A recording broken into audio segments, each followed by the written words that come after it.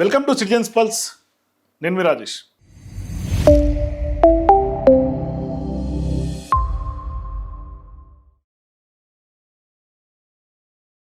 ప్రస్తుతం తెలంగాణలో హైడ్రా పెద్ద ఎత్తున వివాదాస్పదంగా ముందుకెళ్తున్నటువంటి నేపథ్యంలో హైకోర్టు అనేక సందర్భాల్లో చివాట్లు పెట్టి పీకి పడేయండి అని చెప్పినప్పటికీ కూడా ముఖ్యమంత్రిగా ఉన్నటువంటి రేవంత్ రెడ్డి గారు హైడ్రా కమిషనర్ ఉన్నటువంటి రంగనాథ్ గారికి సపోర్ట్ చేస్తున్నారు. మరోవైపు ఇదేం పెద్ద కంటెంట్ 63 ఉన్నప్పుడు కూడా పెద్దగా ఏమి కాదు, మేము నిర్ణయించుకుంటాం ఎక్కడ అధికారులు ఎక్కడ పోస్టింగ్ ఇవ్వాలని చెప్తూనే మేము మళ్ళీ డివిజన్ బెంచ్కి వెళ్తాము అంటూ కూడా రంగనాథ్ గారికి ఇవాళ రేవంత్ రెడ్డి గారు సపోర్ట్ చేస్తున్నటువంటి పరిస్థితి.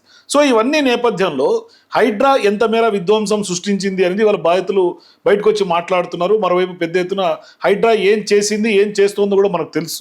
సో ఇవన్నీ చూసినటువంటి నేపథ్యంలో హైకోర్టు వరుసగా గతంలో నుంచి కూడా మొట్టికాయలు పడుతూనే ఉన్నాయి. పీకేయండి అని చెప్పిన తర్వాత కూడా రీసెంట్గా కూడా ఇంకొక 2 ఇష్యూస్లో 2 వివాదాల్లో ఇద్దరు హైకోర్టు జడ్జీలు చాలా తీవ్రమైనటువంటి వ్యాఖ్యలు చేసినటువంటి పరిస్థితి. సో ఇవన్నీ చూసినటువంటి నేపథ్యంలో హైడ్రాను ఎందుకు రేవంత్ రెడ్డి గారు సపోర్ట్ చేస్తున్నారనే డౌట్ ప్రతి ఒక్కరికి వస్తుంది. సో ఇటువంటి తరంలో అసలు ఎందుకు సపోర్ట్ చేస్తున్నాడు, హైడ్రా వ్యవస్థ నిజంగా మన తెలంగాణకు అవసరమైన మాట్లాడదాం. మనతో పాటు ప్రముఖ డైరెక్టర్ రఫీ గారు మనతో పాటు ఉన్నారు. ఆయన గతం నుంచి కూడా తెలంగాణ ఉద్యమం నుంచి కూడా చాలా క్రియాశీలక పాత్ర పోషించినటువంటి వ్యక్తి. మరోవైపు ఈ మధ్య కాలంలో కూడా అనేక సందర్భాల్లో తన వాయిస్ చాలా అగ్రెసివ్గా వినిపిస్తూ ఉన్నారు.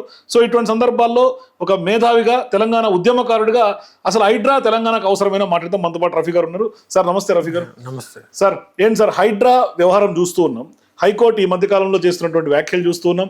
అరెస్ట్ చేయమని చెప్పింది, ఆర్మీ బ్యారెక్కుల్లో వేయమని చెప్పింది, ఆఖరికి అదే కేసులో లోతుకుంటకు సంబంధించినటువంటి కేసులో పీక్ పడేయండి అని చెప్పింది. కానీ ఇవాళ రేవంత్ రెడ్డి గారు సపోర్ట్ చేస్తూ ఉన్నారు హైడ్రా రంగనాథ్ గారు. ఏంటి అసలు అంటే రంగనాథ్ గారు ఎందుకు అంత పర్సనల్గా తీసుకొని డెమాలిషన్స్ చేయాల్సినటువంటి అవసరం ఏంటి? రేవంత్ రెడ్డి గారు రంగనాథ్ గారికి ఎందుకు సపోర్ట్ చేస్తున్నారు? నిజంగా తెలంగాణకి హైడ్రా అవసరమేనా అంటే ఏం చెప్తారు మీరు? యాజ్ ఏ ఉద్యమకారుడుగా, తెలంగాణ ముద్దుబిడ్డగా మీరు ఏం చెప్తారు? యాక్చువల్లీ ఏంటంటే తెలంగాణ సమాజం ఎప్పుడు కూడా మాకు హైడ్రా లాంటి ఒకటి కావాలని డిమాండ్ పెట్టలేదు. వీళ్ళు మేనిఫెస్టోలో కూడా ఒక హైడ్రా లాంటిది ఒక ఇన్స్టిట్యూషన్ క్రియేట్ చేసి చేస్తాము, మేము ఇట్లా చేస్తామని కూడా చెప్పలేదు.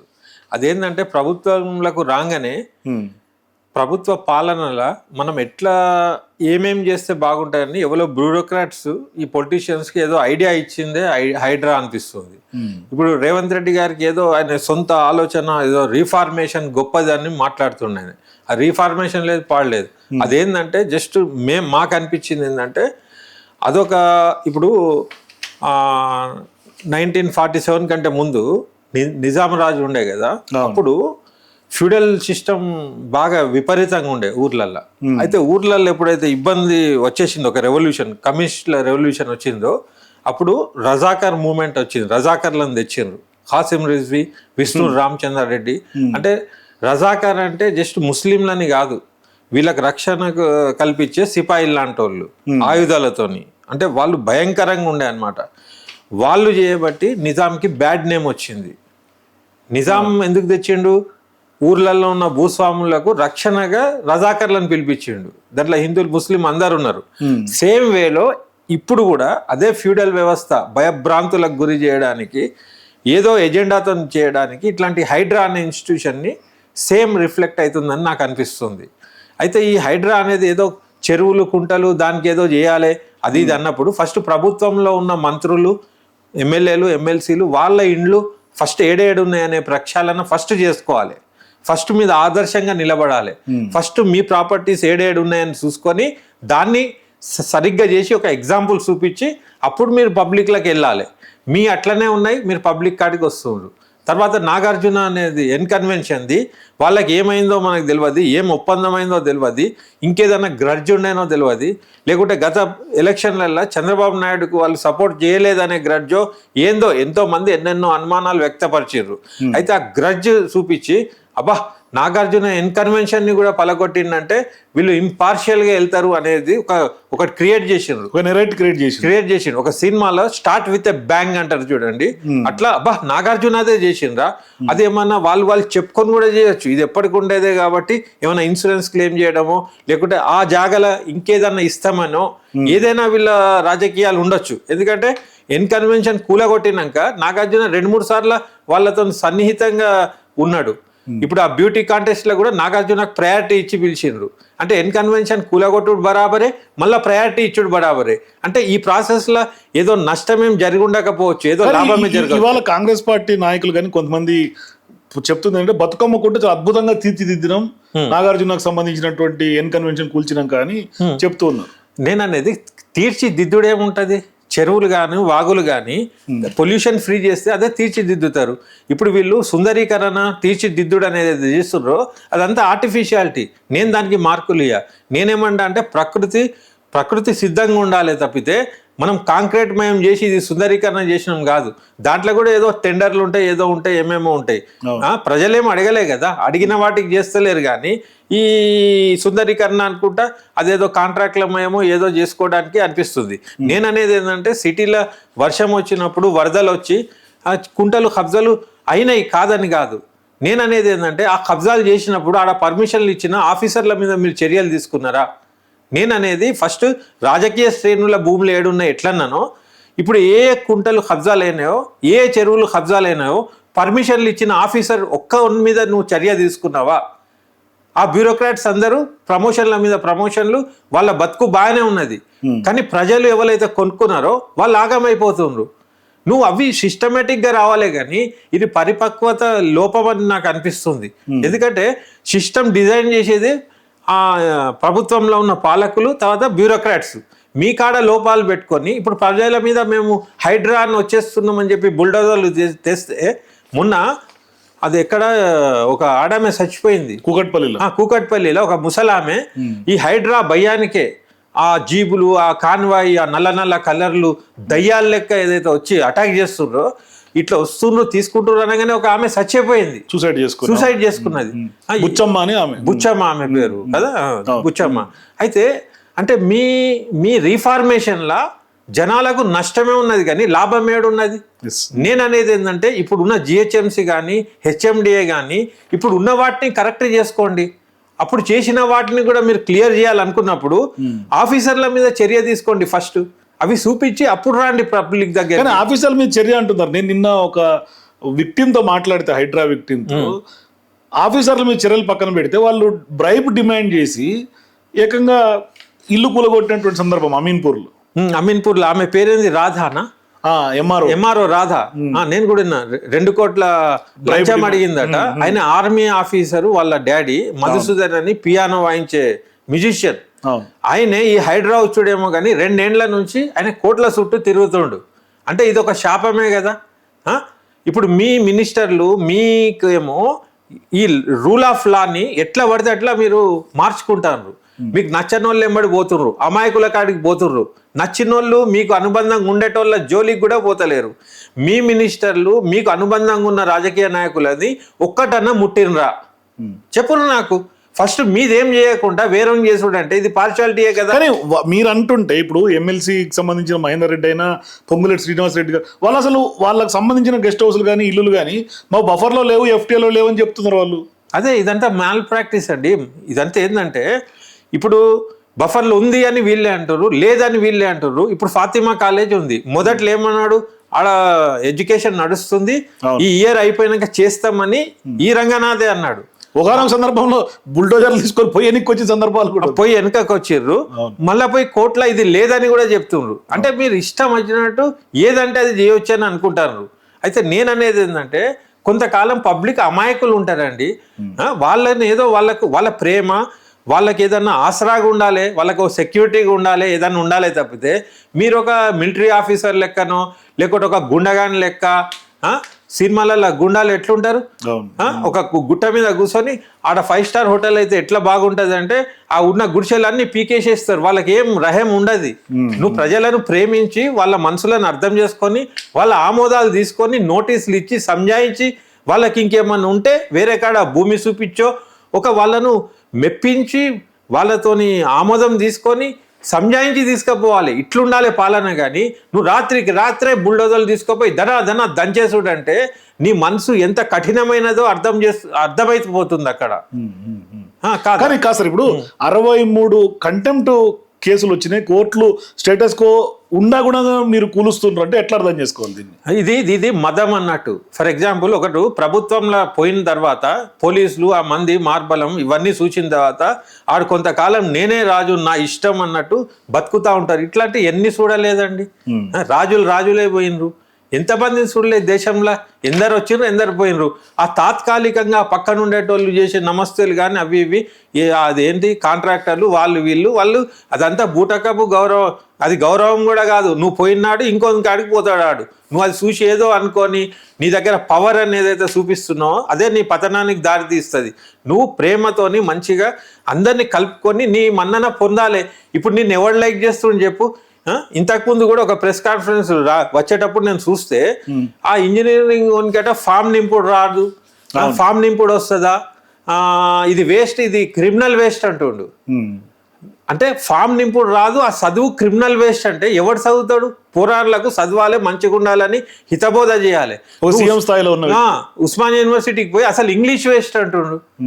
దేశంలో ఇంగ్లీష్ కావాలని అబ్దుల్ కలాం కాడ నుంచి కింది దాకా చపరాసికి కూడా ఇంగ్లీష్ ఎంత ఇంపార్టెంట్. గ్లోబల్గా మనం ఇప్పుడు అమెరికాలో పోయి ఇంగ్లీష్ రాకుంటే ఆడ ఎట్లా ఉద్యోగం చేస్తాం? ఇప్పుడు ఆన్లైన్లో కూడా ఇంగ్లీష్ రాకుంటే ఎట్లుంటుంది? ఇంగ్లీష్ రాకుంటే ఎట్లుంటుంది అంటే ఇప్పుడు నీ లెక్క ఉంటుంది. నీకు ఎంత కష్టమవుతుంది? ఇప్పుడు ఢిల్లీలో పోయి ఎవడన్నా ఇంగ్లీష్లో అడిగితే నువ్వు ముఖం చాటేసి వెళ్ళిపోయే పరిస్థితికి ఉన్నది.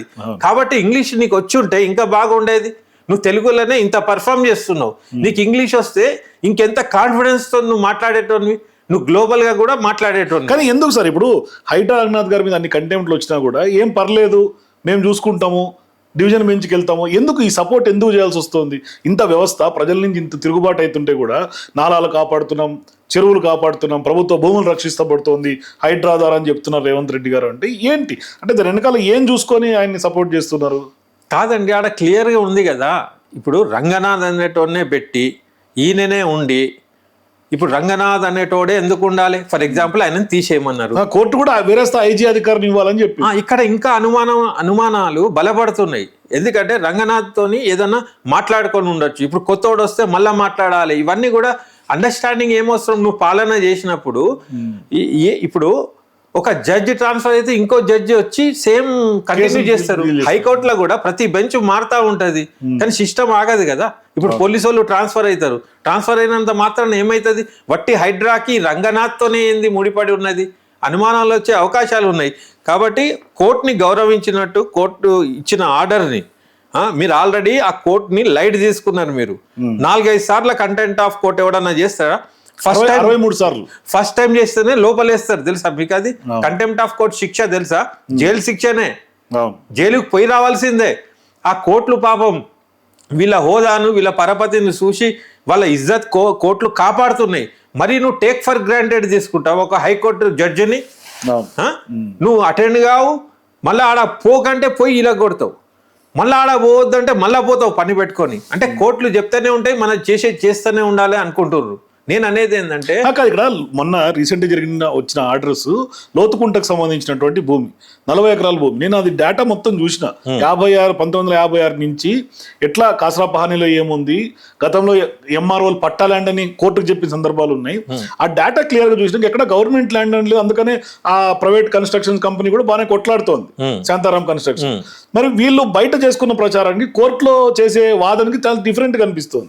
40 ఎకరాలు అని చెప్తున్నారు, దాంట్లో ఇన్వాల్వ్ కావద్దు అని కోర్టు చెప్తోంది హైడ్రాక్, అయినా వీళ్ళు పోతున్నారు. ఇప్పుడేమంటున్నారు?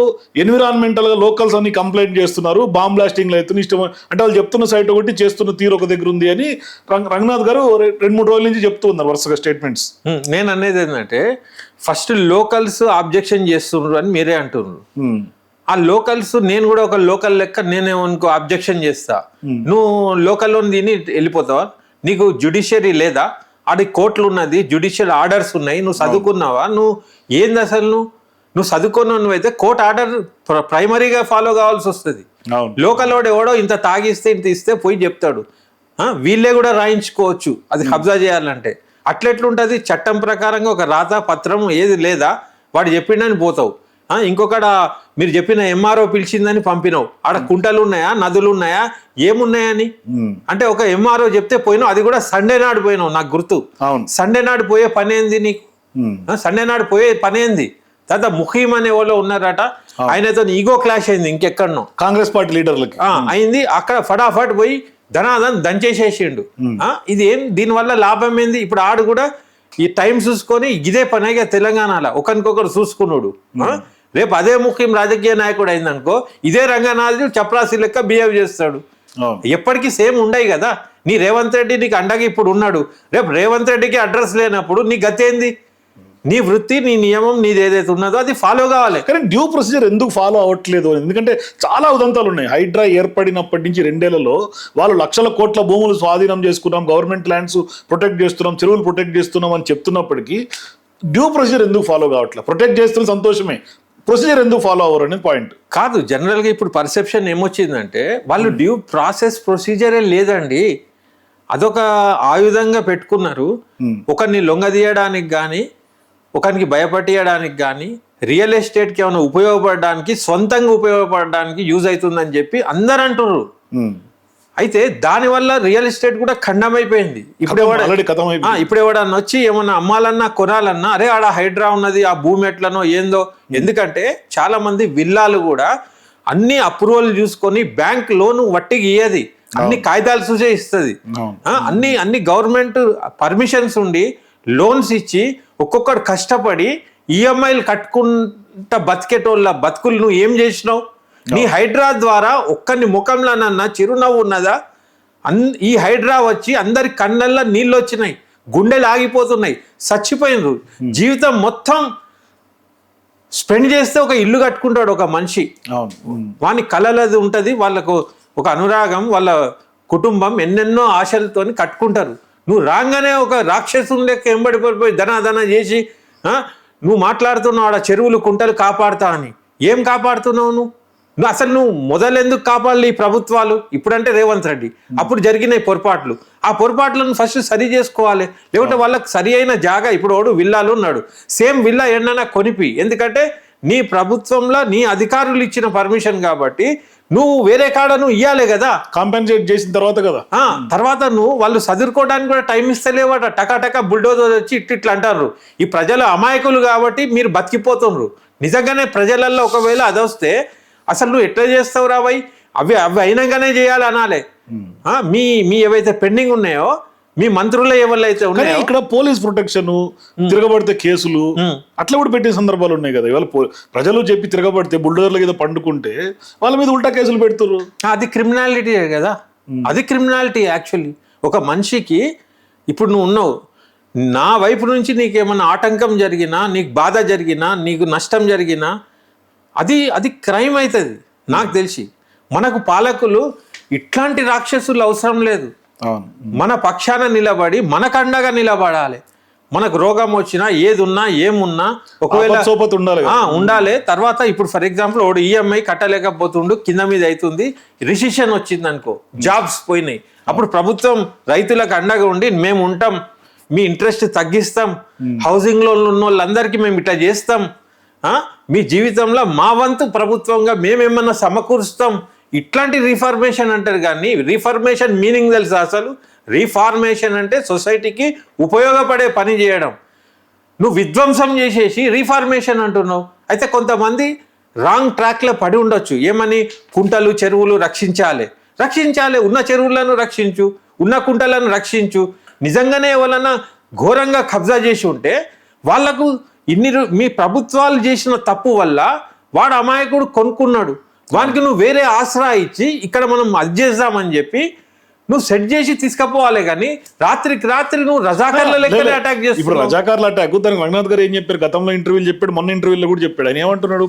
శనివారం ఆదివారం మేము వెళ్తే వాళ్ళు కోర్టులకు వెళ్ళే అవకాశం ఉంటుంది కాబట్టి మేము అటువంటి సమయం ఏదలుచుకోలేదు. ఇది కబ్జాఖోర్ల నేచర్. ఇది కబ్జాలు చేసేటోళ్ళు కోర్ట్ హాలిడేస్లు, శనివారాలు ఆదివారాలు చూసుకొని చేసే పని ఇది. ఎవడి గైడెన్స్? ఎవడంటాడు? నువ్వు ఒక అధికారులు ఉన్నావు, నువ్వు వర్కింగ్ డేస్లో బాజాబ్తా పనిచేసేటోనివి, నీకెందుకు ఇవి? గుండాలు, పైల్వాన్లు, ప్రభుత్వానికి భయపడేటోళ్ళు సండే సాటర్డే చూసుకుంటారు. నువ్వు ప్రభుత్వంలో ఉన్నోనివి ఆ పని చేస్తున్నావు అంటే నువ్వు పేరుకు ప్రభుత్వంలో ఉన్నావని అనుమానం రాదా నువ్వు చేసే వ్యాఖ్యకి? తర్వాత సరే ఆడ కోర్టు కంటెంప్ట్ అన్నది ఈయన తీసేయమనే దాకా తెచ్చుకున్నారు. అంటే దీని అర్థం ఏంది? ఒక కోర్ట్ అంటే అదొక పెద్ద ఒక పిల్లర్ ఆఫ్ డెమోక్రసీ. అవును. వాళ్ళు కూడా ప్రజల పక్షాన ఆలోచన చేసి ఎన్ని ఇచ్చినా, మీకు ఎంత వెసులుబాటు ఇచ్చినా దాన్ని మీరు నోవేర్ అంటే ఆ జడ్జికి ఎంత అదై ఉంటుంది. జడ్జిలకు అర్థమైతే లేదా, ఒక దినం పోయి ఇది FTL ఇది బఫర్ జోన్ ఉన్నది అంటున్నావు, మళ్ళీ వచ్చి లేదని నువ్వే సబ్మిట్ చేస్తున్నావు. అంటే నీ వ్యవహారంతో ఇంకోటి సార్, చాలా వరకు కోర్టులో చెప్తే కూడా మీరు ఇన్వాల్వ్ కావద్దండి, వెళ్ళకండి అని చెప్తే కూడా వెళ్తున్నారు కదా. రీసెంట్ గా బౌద్ధుర్గూడకు సంబంధించిన బుల్లెట్ రైల్ సంబంధించిన హబ్బు విషయంలో రైతులు ఎన్నో ఏళ్ళుగా తరతరాలుగా 3-4 తరాల నుంచి చేసుకుంటుంటే ఆడ ఆల్రెడీ స్టేటస్ కో ఉంటే దాంట్లో పోయి 680 ఎకరాల్లో ఒకటే రోజు ఓవర్ నైట్ లో ఫెన్సింగ్ వేసిండ్రు, ఊరిని భయపెట్టిరు 2 ఊర్లని గ్రామాలను. అంటే ఎట్లా అర్థం చేసుకోవాలంటే నిజంగా ఓటేసి ప్రభుత్వం ఎవరైతే ప్రజలు ఓటేసి గెలిపించారో వాళ్ళ మీద కక్ష తీర్చుకుంటే ఏమొస్తుంది? అసలు నీ బుల్లెట్ ట్రైన్ ఎవరిని కావాలి? ఎవడన్నా బుల్లెట్ ట్రైన్ అడుగుతుండ్రా? అది కూడా పెద్ద ఏదో ఉంటది, స్కామో డ్రామానో పైసలో కాంట్రాక్టర్లో ఏదో ఉంటది. ఇక్కడ నివసించే పబ్లిక్ నిద్ర పాడు చేసి వన్ సుకూన్ చైన్ తీసేసుకొని నువ్వు బుల్లెట్ ట్రైన్ వేస్తే ఎవరికి ఆర్గానిక్ అది? అదేం డెవలప్మెంట్? నువ్వు ఇక్కడ ఉండే కామన్ పీపుల్ గరీబ్ వాళ్ళకు సుఖశాంతులు జరగాలి, కానీ ఆ ట్రైన్ ఎవరికి కావాలి? ట్రైన్ కావాలని తెలంగాణ అందరు రాసి అడిగినరా నిన్ను? ఉన్న ట్రైన్లే చక్కగా నడుస్తలేవు, నువ్వు ఎందుకు వేస్తున్నావు ట్రైన్? మా భూములు ఫర్టైల్ ల్యాండ్స్ అన్ని రోడ్లట ట్రైన్లట మంచి మంచి అగ్రికల్చర్ పనికి వచ్చే ల్యాండ్లన్నీ కబ్జా చేసేసి ఇష్టం వచ్చినట్టు చేస్తున్నారు. అయితే ఇది అందరు కూడా తెలంగాణ వాదులే కాదు, ప్రతి మనిషి ప్రతి పౌరుడు తిరగబడాలి, లేకుంటే ఎట్లయితుంది? తిరగబడాలి. సో తిరగబడే రోజులు వస్తాయి అనుకోవచ్చు. వచ్చేసినాయి. ఇప్పుడు నేను మాట్లాడుతున్నా కదా, ఇదే తిరుగుబాటు. తిరుగుబాటు మొదలైనట్టే కదా, లేకుంటే నాకేం పని పాటలేదా? నేనేమన్నా ఇరిగేషన్ డిపార్ట్మెంట్ ఉన్నా లేకుంటే ఇంకేమన్నానా? నేను ప్రజలల్లా చూస్తున్నా, నేను వాళ్ళ బాధలు వింటున్నా, వాళ్ళ క్లిప్పింగ్స్ చూస్తున్నా. నాకు మెయిన్ బాధ కలిగింది వెలుగుమట్ల ఇష్యూ. రాత్రికి రాత్రి పర్మిషన్ లేకుండా ఒక కలెక్టర్ అయి ఉండి మినిస్టర్ల మాటలకు వచ్చేసి ధన కూల్చేసిండ్రు. వాళ్ళు ఎన్ని 12-15 ఏళ్ల నుంచి నిర్మాణం చేసుకున్న కాలనీ అట, వితౌట్ నోటీస్ వితౌట్ ఎనీథింగ్ టక కొట్టేసిండ్రు. సేమ్ హైడ్రాలా కూడా. అది ఎప్పుడు తెలుస్తుంది అంటే మన ఇల్లు కూలగొట్టినాడు ఆ నొప్పి మనకు తెలుస్తుంది. ప్రభుత్వానికి ఈ సోయ ఉండాలి, ఈ థాట్ ప్రాసెస్తో నువ్వు నడపాలి.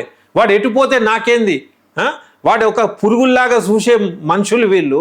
ఒక గరీబోళ్ళను పురుగుల్లాగా చూసేటోళ్ళు. మీ అహంకారం ఏంది, మీ మదం ఏంది, ఆ హైడ్రా ఓడేంది? అసలు హైడ్రా ఎవడన్నాడు? మళ్ళా హిట్లర్ అనే మాటలు మాట్లాడుతున్నారు. హిట్లర్ ఇన్స్పిరేషన్ తో వచ్చింది. ఇన్స్పిరేషన్ ఏం హిట్లరు, ఏం ఇన్స్పిరేషన్? మీరు ఇవన్నీ బంద్ చేసి ఉన్న 2 ఏళ్ళు ఏదైతే కాలం ఉన్నదో ప్రజల మెప్పు పోనండి. మేము వచ్చి కూడా ఎందుకంటున్నామంటే అసలు మేము నీ పానాన నిన్ను వదిలేసినాం అనుకో, నువ్వే సర్వనాశనం అయిపోయి నువ్వు ఈ పునాది నువ్వే ఖతం చేసేసుకుంటారు. ఉద్యమం చేసిన తొలినాళ్ళలో రఫీ గారు ఎప్పుడన్నా అనిపించుండనా ఇటువంటి పాలన ప్రజాపాలన అని చెప్తున్నటువంటి రేవంత్ రెడ్డి గారి పాలన అవసరం ఉండినా రావాలని ఏమన్నా కలలు కన్న సందర్భాలు ఉన్నాయా?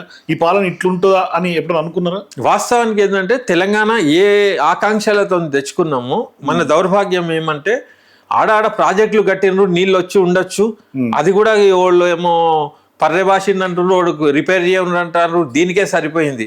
దాన్ని అనుభవించే తెలంగాణ తెచ్చుకున్న అనుభవాలు అనుభూతులు ఇంకా దక్కలే. గరీబోళ్ళందరూ ఇప్పటికి కూడా ఉద్యమకారులు అనుకుంటా అర్జీలు తీసుకొని తిరుగుతున్నారు. వాళ్ళని చూస్తే జాలేస్తుంది. వాళ్ళతో కూడా ఆడుకుంటున్నారు మీరు. వాళ్ళ పుణ్యాన మీరు ఇవాళ గద్దె కూర్చున్నారు. మీరు ఒక చపరాసి లెవెల్ వాళ్ళు ఇవాళ ఏ స్థాయికి పోయినారు మీరంతా? దానికి ఒక కమిటీ వేసి దాన్ని మళ్ళీ ఉద్యమం చేసిండ్రు లేదని ప్రూవ్ చేసుకోవాల్సిన పరిస్థితి, ప్రూవ్ చేసుకునే పరిస్థితి. ఇప్పుడు నేనైతే ఆ కమిటీ కాడికి కూడా పోలే. నేను అందరికి ఒక్కొక్క డేట్ పెట్టి పిలిచిండ్రు. కానీ మీ పాత్ర కూడా చాలా క్రియాశీలకంగా ఉంది కదా తెలంగాణ ఉద్యమంలో. అదేనబ్బా, అది ఆ క్రియాశీలక పాత్ర నాది ఉందని చెప్పుకోవాలా? నేను చేసిన పాత్ర నాకు తెలుసు. కానీ దాంట్లో చితికిపోయిన బతుకులు ఉన్నాయి ఎన్నో. ఒక్కొక్కరికి ఇల్లు లేదు, కొందరు పెళ్లి చేసుకోలే, తెలంగాణ వచ్చినాకనే అనుకుంటా తిరిగిన వాళ్ళు ఉన్నారు. ఒక్క ఇల్లు లేదు, వానికి చక్కగా బతుకు లేదు, ఆరోగ్యం బాగాలేదు, 12 ఏళ్ళు అయిపోయింది. ఇప్పుడు కమిటీ అని పెట్టి కూర్చుంటున్నారు. కమిటీ ఎందుకే? మీకు ఏం చేయాలనే కామన్ సెన్స్ లేదా? నువ్వు హైడ్రా పెట్టినప్పుడు కమిటీ పెట్టి చర్చించి డిసైడ్ చేసినావా? అది ఒక దినంలో ఎట్లా వచ్చింది హైడ్రా? ఉద్యమకారులకు కమిటీయా? 10 మందికో 9 మందికో ₹1 అనౌన్స్ చేసి ఆడ భూములు ఇచ్చిండ్రు, ఆడికి కమిటీ పెట్టినరా? ఏకపక్ష నిర్ణయాలు లేవా? మీరు మేనిఫెస్టోలో పెట్టినరా? అది అంటే మీకు ఏదైతే తొందరగా చేయబుద్ధి కాని దానికి కమిటీ వేస్తున్నారు. నిరుద్యోగులకు 2 లక్షల ఉద్యోగాలు 1 ఇయర్లు ఇస్తామన్నారు. ఇప్పటికి వాళ్ళు రోడ్ల మీద తిరుగుతున్నారు. అవును. మళ్ళీ దాంట్లో ఒకళ్ళు ఏదో మొన్న బీఆర్ఎస్ మొన్న బీఆర్ఎస్ వాళ్ళు ఏదో మీటింగ్ పెట్టిర్రు. అయితే ఆ పిల్లలు వాళ్ళకి ఏం తెలుస్తుంది, వాళ్ళకు జన సమీకరణ చేత కానప్పుడు వేరే పార్టీ కాడికి పోయి ఆశ్రయించిండ్రు. కానీ ఇప్పుడు ఆడ పోయి ఇప్పుడు ఏం లేబుల్ వేస్తున్నారు, అపోజిషన్ పార్టీ వాళ్ళు చేపిస్తున్నారు అని దాన్ని కప్పిపుచ్చేస్తున్నారు, రాజకీయం చేస్తున్నారు. నేను అనేది ఏంటంటే మీ హైడ్రా అనేది అయితే ఇన్స్టిట్యూషన్ పెట్టినరో మీకు నచ్చిన వాళ్ళకి ఒక తీరు నచ్చని వాళ్ళకి ఒక తీరు అనేది రాంగ్. అది రిఫార్మేషన్ కాదు, అది డిస్ట్రాక్షన్. ఇప్పుడు ప్రదీప్ కన్స్ట్రక్షన్ది కూడా నేను మొన్న విన్నా. దానికంటే ఇప్పుడు అక్కడ ఏదో రైల్వే స్టేషన్ ఉన్నదట, రోడ్ ఉన్నదట, అన్ని ఉండగా ఈయన కాడికి వచ్చిండ్రు. ఎందుకు వచ్చిండ్రు? ఫస్ట్ అవన్నీ ఖతం చేసి రావాలి కదా. గవర్నమెంట్ ఇన్స్టిట్యూషన్లను బఫర్లు ఉండొచ్చా? అది జీవో ఉందా? అట్లా అనుకుంటే హైడ్రా ఆఫీస్ కూడా బఫర్ లోనే ఉంది ఉన్నది. నేను అనేది ఏంటంటే ప్రదీప్ కన్స్ట్రక్షన్ లో కూడా ఏదో లొసుగులు ఉన్నాయట, లీగల్ లొసుగులు, భూములు ఏదో ఉన్నది.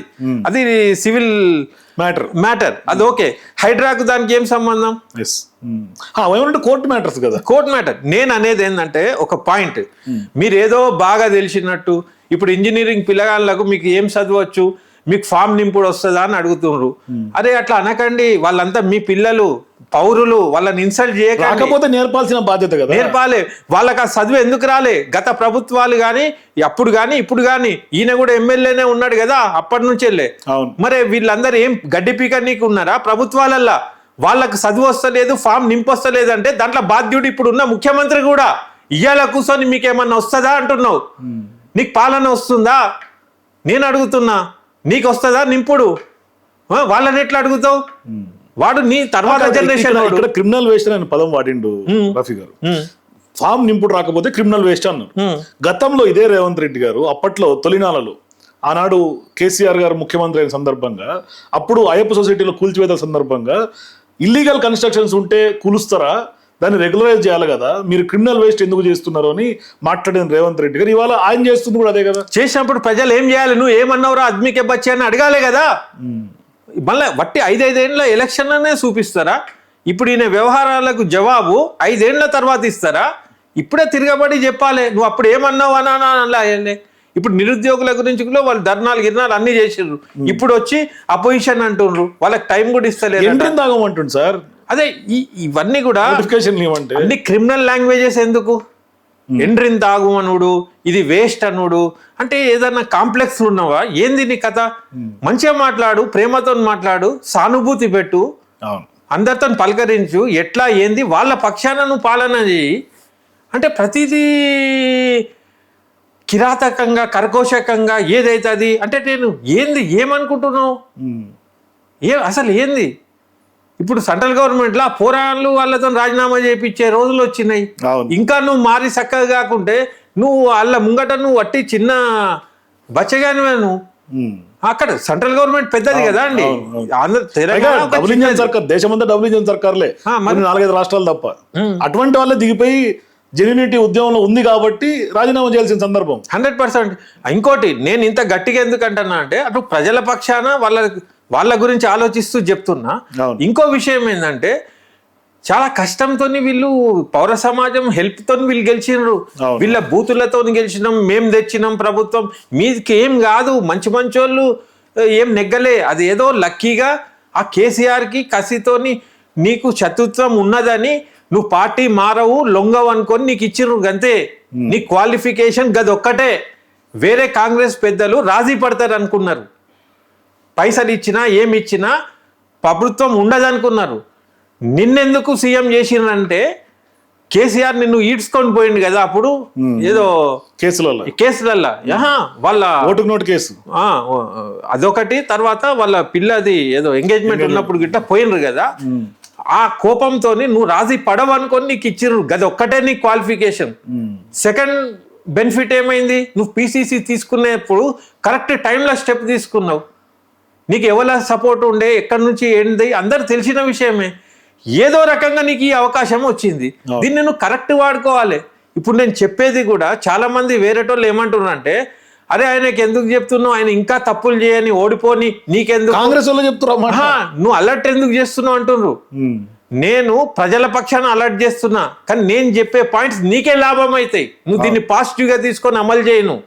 అసలు హైడ్రా ఆ జడ్జి వద్దన్నాడు కదా, ఈయన తీమన్నాడు కదా, అసలు హైడ్రాని పీకి పారేయి నువ్వు చూడు ఎట్టుంటది.